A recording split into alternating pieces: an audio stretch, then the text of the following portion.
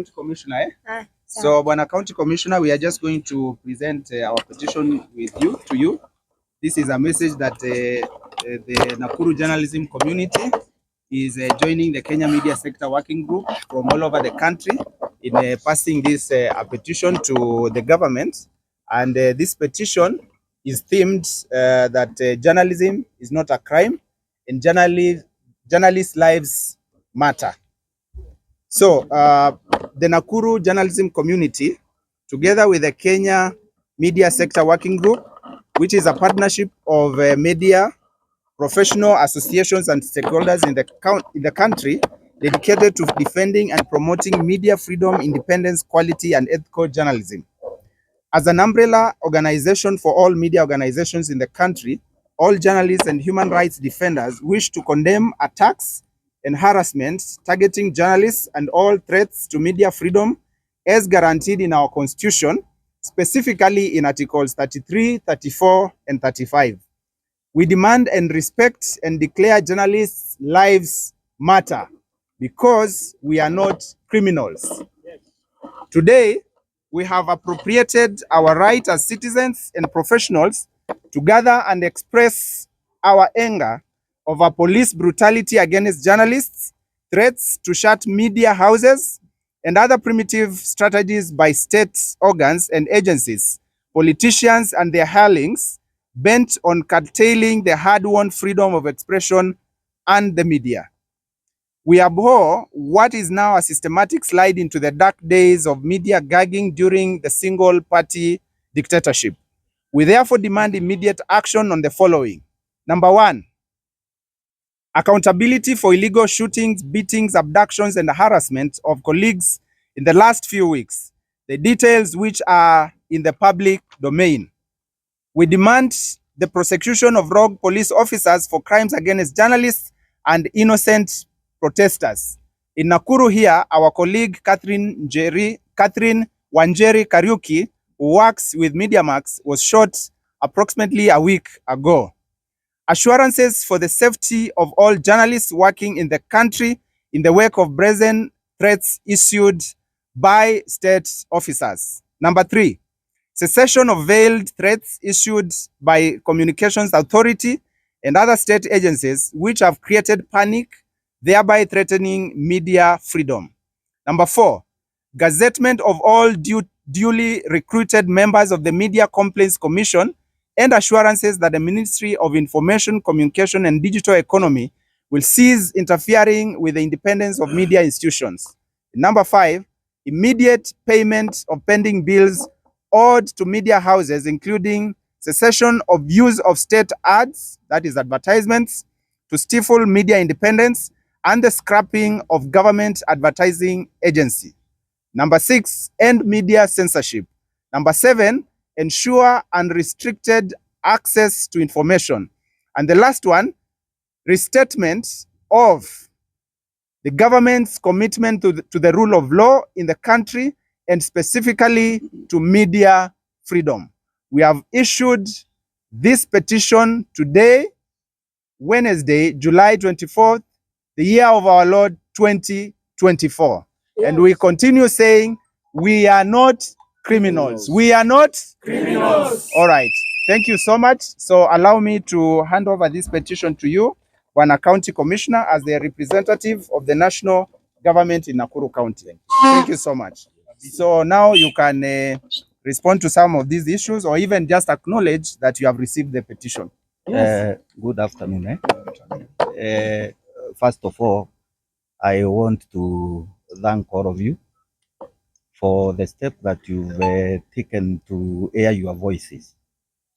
And I also want to wish Catherine a quick recovery because to me, we've worked very well with the media in Nakuru.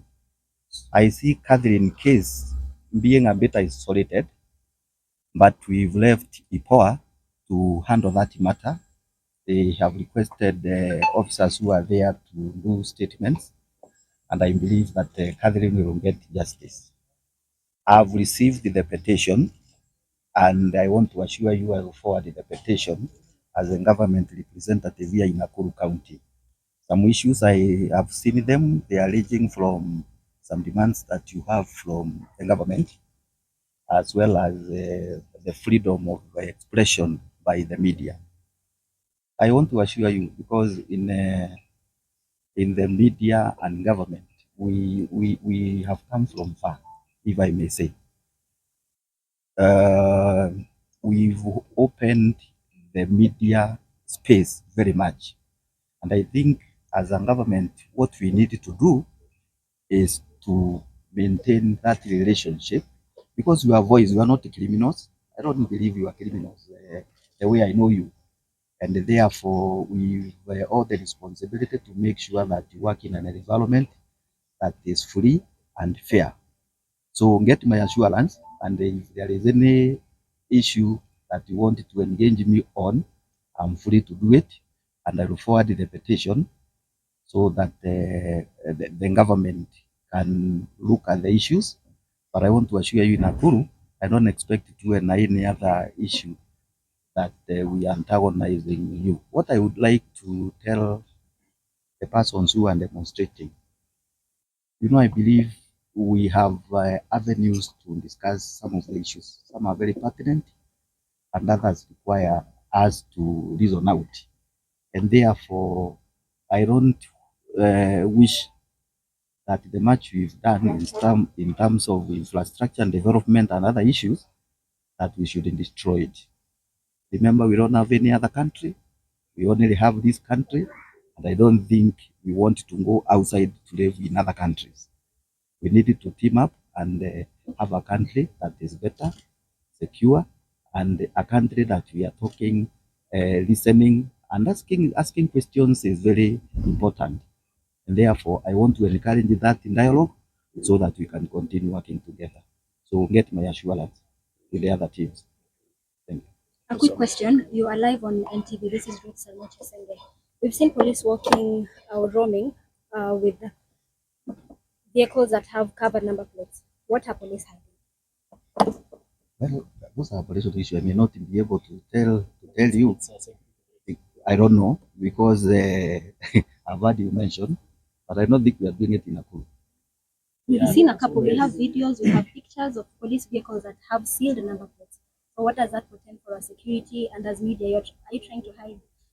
Because we are trying to cover what is happening. So are the police trying to hide the trail? We also have some of the police officers who are in civilian, and they are threatening us while we are at work. Yesterday, immediately after we did a live link, the people who we interviewed were arrested, around 8 of them, and they were taken to Nakuru East Sub-County DCI offices. They were held until around 6 p.m. That's when I lost contact with those guys. I don't know if they have been freed. I don't know what happened to them. What is happening about the police themselves breaking the law by being in civilian while doing a lawful job? Some things are operational issues. Even when we don't have demonstrations, we have teams that wear civilian. They don't have uniform, and they are known. So maybe I would say this: let's protect our county, and if there is anything, because I understand, I was told about I think it was 6 or 7 people arrested. Then I inquired, and then I agreed with the officers in Nikasema, if there is no crime committed, let them be released, and I think they were released. So let's share. Let's iron out if there is any issue that you have seen, because I'm here. I'm able to interact with those other systems to know whether a crime has been violated, or whether somebody who has been suspected to have committed that crime. And I think we will be moving forward in the right direction. Thank you. Thank you so much. With your power. With your power. Power. Thank you so much. Thank you so much.